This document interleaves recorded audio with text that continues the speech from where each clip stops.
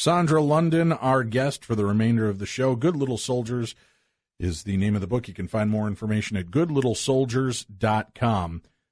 All right, now that we've got the setup going here, please walk us through this history of what happens to the children. Now that we know about the parents, what starts to happen to the children involved in this case? I wish I had, 5 hours. Right. And it being a story and there being so many murders. And so I'd like to just quickly run you through one episode that was important in the story and in life. And let's just say that when I tell you this part here, already in the book, you've seen 4 or 5 murders already. And this would involve the father taking the children with him and making them a part of what he did on the murder. Okay, so how old were they? How old were they when he started taking them with on these murders? Well, Stephen, he didn't really. The first murder that affected Stephen was only about 4, and it was a little boy that was 2, and Dianne was just an infant. So that was the first one that. What was the rationale, do you believe, for him taking the children with? One of them was to coarsen them, and he hoped to bring them along as accomplices and trainees. He also hoped to intimidate them and use this as a threat. In other words, if I can do this here, I can do this to you. So that to ensure compliance and control.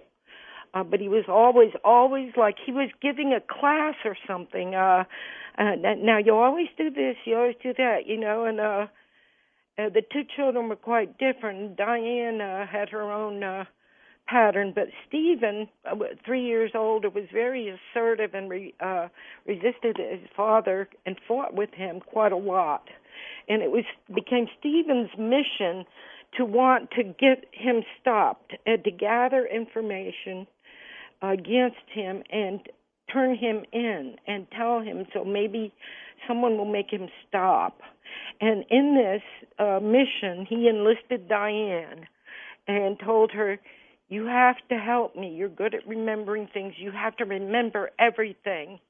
And she's like, okay, I will, little Dianne. And so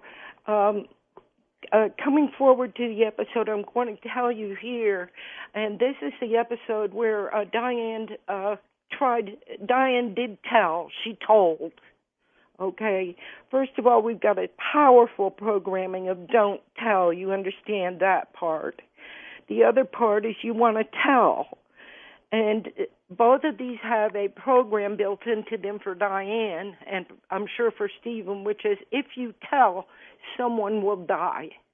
If you don't tell, someone will die. This puts you in a double bind. It creates a constant stress. It's like those mechanisms I mentioned earlier. They operate without any intervention, and it operates for life. It's a program. Okay, so she's under this talk, don't talk programming, and she's in school, and the mom decided she needed to go to a Catholic school, so they had nuns, and they were talking about the 10 Commandments, and she raises her hand and says, well, what if your father's a soldier and he kills people?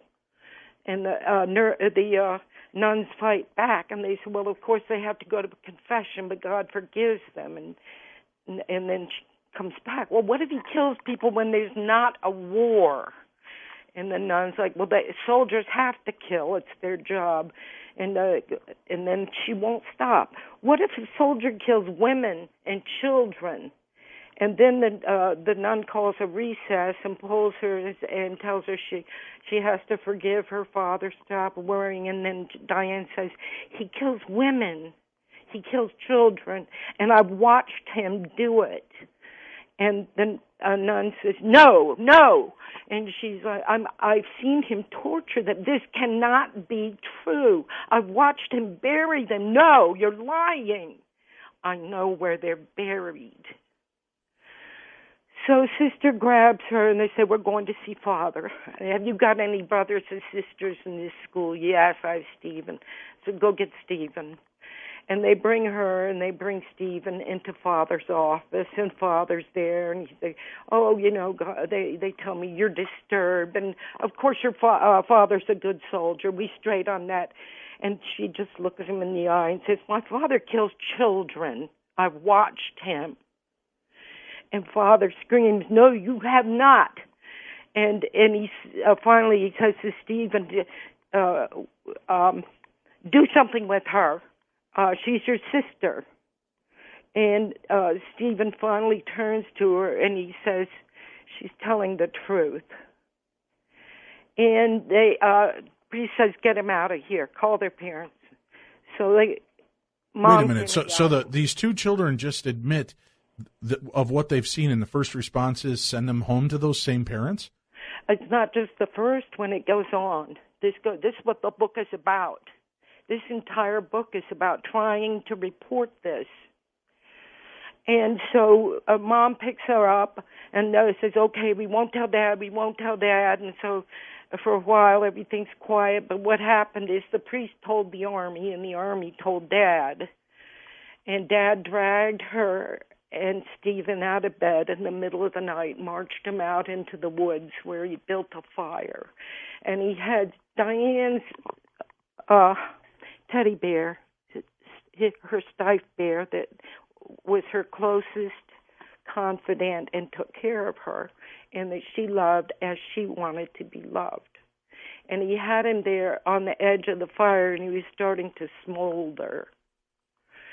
And Dad says, I'm going to burn your eyes out for what you've seen. I'm going to burn your tongue out for what you said. And then he lectured Stephen on how it was all his fault because he failed to keep Diane quiet. And then he started demonstrating with the teddy, and he picked him up, he ripped him apart, and he had to pull the hot poker from the fire and burned the bear. And then he was laughing maniacally and just glaring at Diane, and then he lunged at her, he grabbed her by the hair, and he pulled her head back. And just as he aimed that hot poker at her eye, Stephen jumped into the fire pit, and he kicked the bear out of the fire. And Dad threw his aim off enough, and Diane jerked enough that the hot poker only struck her in the neck, which it burned her very severely, and she carries the scar to this day. He threw her down, and she hit the ground trying to get away.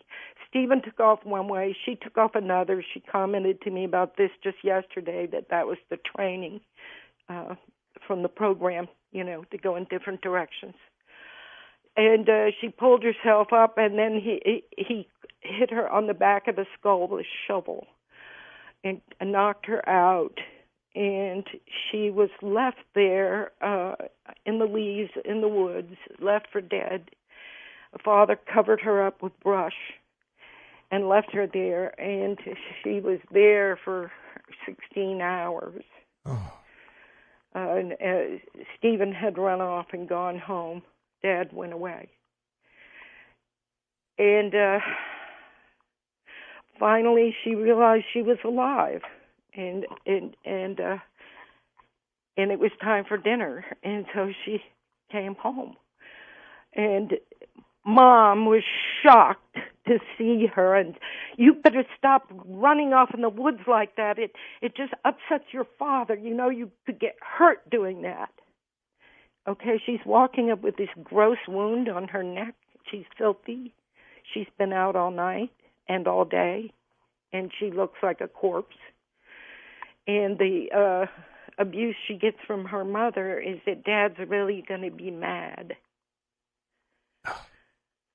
Well, why is obviously the father doesn't want to be outed and doesn't want that, but murdering his child or the child going missing, that didn't seem to register to him that's going to be a huge red flag, and it's going to be hard, to not draw attention and people looking into his life a lot more deeply. he carried, even though they were poor, he carried insurance policies on each one of those children. And he would threaten them and threaten the mother. Whenever anyone failed to or showed signs of not being loyal, he would say, okay, I guess it's time to cash in another one of these policies.